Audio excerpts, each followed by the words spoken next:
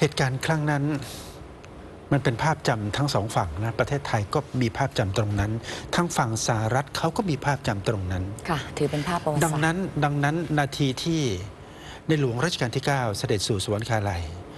ทางสหรัฐอเมริกาเขาจึงมีการถวายพระเกียรติอย่างถึงที่สุดจริงๆและครั้งที่ต้องบันทึกไว้ก็คือเมื่อวันที่เท่าไหร่28 ตุลา 2559 นะคะ28 ตุลา 2559 ใช่ค่ะหลังจากท่านพระองค์ท่านเสด็จสู่สวรรคาลัยแล้วนะคะซามนธา พาวเวอร์ซึ่งเป็นเอกอัครราชทูตผู้แทนถาวรสหรัฐอเมริกาประจำสหประชาชาติได้กล่าวถวายพระเกียรติในหลวงรัชกาลที่ 9 ณ การประชุมนัดพิเศษของสมัชชาใหญ่สหประชาชาติเพื่อสดุดีและถวายพระเกียรติน่าสนใจใช่ค่ะไปฟังไปชมพร้อมๆกันเลยไหมคะเชิญเลยค่ะGood morning, everybody. This is one of the many days that I feel very privileged to represent the host country of the United Nations, so as to have the chance to address you on such an important occasion. On behalf of the United States, I wish to convey our deepest and most heartfelt condolences to Her Majesty Queen Sirikit, her children and grandchildren, and to the people of Thailand on the passing of His Majesty King Bhumibol Adulyadej. His Majesty was not only a lifelong friend and partner to the United States, but he also had deep personal ties to our nation. The King's parents met in Cambridge, Massachusetts, where both were studying medicine, his father at Harvard and his mother at Simmons College. His Majesty only lived there as an infant, but his presence is still very much felt in Cambridge.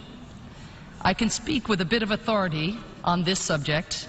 because before I had the privilege of serving in the Obama administration, I was a professor in Cambridge at Harvard's Kennedy School of Government,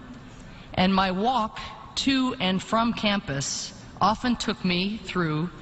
King Bhumibol Square, which sits adjacent to the Kennedy School and was named in honor of his birth.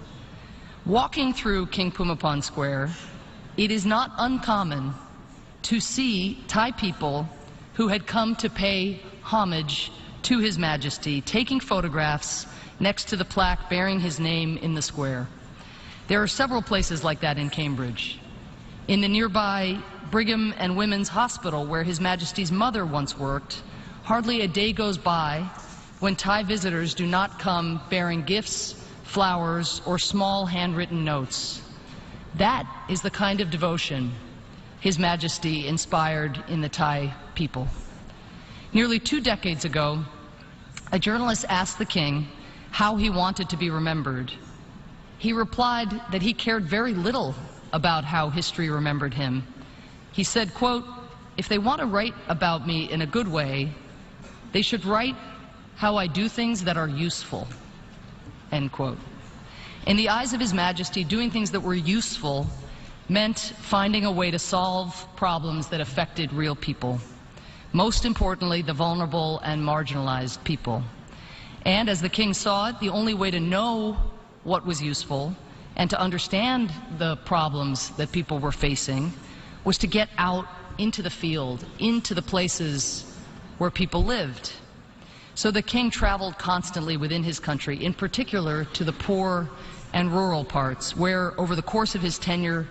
he would develop thousands of development projects. But it wasn't just that His Majesty went to these places. We see leaders do that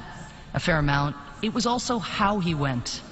He made a point of meeting directly with locals, be they fishermen, rubber or rice farmers, or primary school students. When he met with officials, he would choose those working at the very grassroots, agronomists, school teachers, policemen.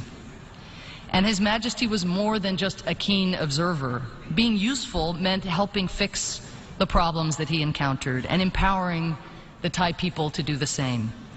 He had a mind that was at once kinetic and deliberate, creative, as we've heard, and scientific.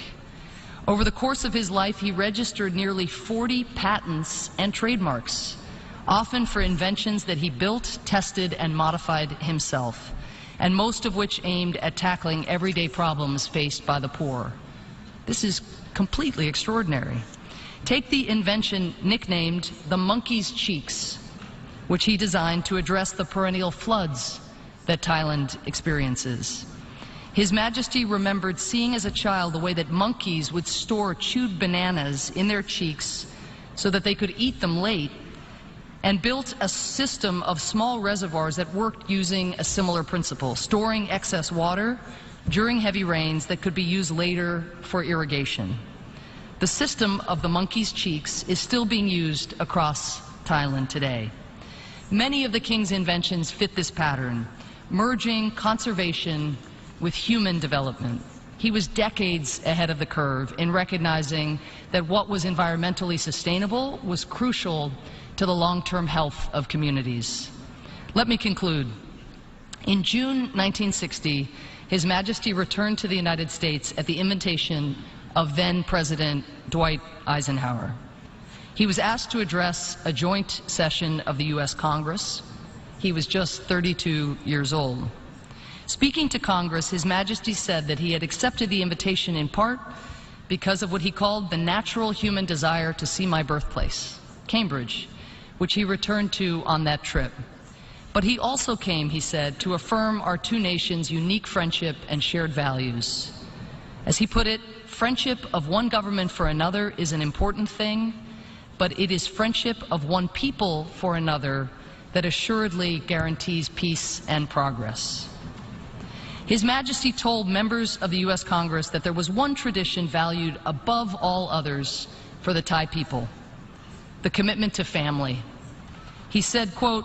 "The members of a family are expected to help one another whenever there is a need for assistance. The giving of aid is a merit in itself. The giver does not expect to hear others sing his praises every day, nor does he expect any return. The receiver is nevertheless grateful. He too, in his turn, will carry out his obligations." End quote. Now, the King was speaking about the bonds and generosity among members of Thai families. But in retrospect, his words can just as easily be applied to the way that he lived his life, a life of always looking for ways to be useful to those in need, a life of giving and of serving every single day, not to earn praise, not to get something in return, but rather because that is what one does for family. And His Majesty considered all the people of Thailand to be his family. How fortunate the Thai people were to have had His Majesty as a member of their family, and how fortunate we are to be able to learn from the way that this remarkable king chose to live his life. Thank you.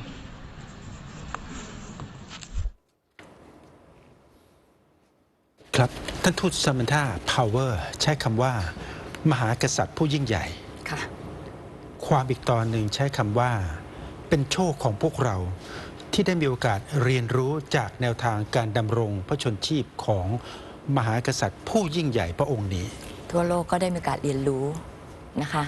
แนวคิดต่างๆของในหลวงรัชกาลที่ 9ของเราด้วยนะคะครับผมรู้สึกว่าท่านทูตซามันธาพาวเวอร์เนี่ยรู้เรื่องประเทศไทยดีมากเลยรู้รายละเอียดทั้งส่วนพระองค์ด้วยลึกถึงขนาดสามารถเล่าเรื่องราวเกี่ยวกับอีกหนึ่งนวัตกรรมรับมือน้ำท่วมที่พระองค์ทรงคิดแล้วก็ทิ้งไว้ให้ประเทศไทยแก้มลิงนั่นก็คือแก้มลิงสามารถอธิบายแนวคิดของแก้มลิงที่พระองค์ทรงคิดเพื่อใช้ในการที่จะพระราชทานแนวทางในการบริหารจัดการกับปัญหาน้ำเข้าใจเป็นอย่างนี้อธิบายได้ชัดเจนเลยอ่ะเห็นภาพด้วยเข้าใจแนวนี้ดีแนวทางนี้รู้แม้กระทั่งว่าพระองค์ทรงจุดประกายจากอะไรไปได้เห็นลิงกินกล้วยหลังจากที่เคี้ยวกล้วยก็อมกล้วยที่เคี้ยวแล้วไว้ที่กระพุ้งแก้มเป็นการสต็อกหรือสำรองกล้วยเอาไว้ยามหิวก็กินจนอิ่มแล้วกินอีกมีเก็บอะเก็บไว้ใช้ยามจำเป็นแล้วก็เคี้ยวเก็บเอกไว้ที่กระพุ้งแก้มก็นึกขึ้นมาได้ว่าถ้าเช่นนั้นเวลาน้ำมันมาเก็บมันไว้หน่อยเอาไว้ใช้ยามขาดแคลนยามยากก็เป็นโครงการแก้มลิงนี่แหละก็แก้แล้งขณะเดียวกันเวลาน้ำมันมาเยอะๆก็เก็บไว้ตรงนั้นก็เป็นการแก้ท่วมใช่ ใช้ประโยชน์ยามแร ท่าน ง ทูตสมนธาพาวเวอร์ท่านทูตสหรัฐคนนี้เธอรู้เรื่องประเทศไทยรู้เรื่องพระองค์เป็นอย่างดีจริง ๆ แต่ผมชอบมากเลย ใช้คำว่ามหากษัตริย์ผู้ยิ่งใหญ่พระองค์นี้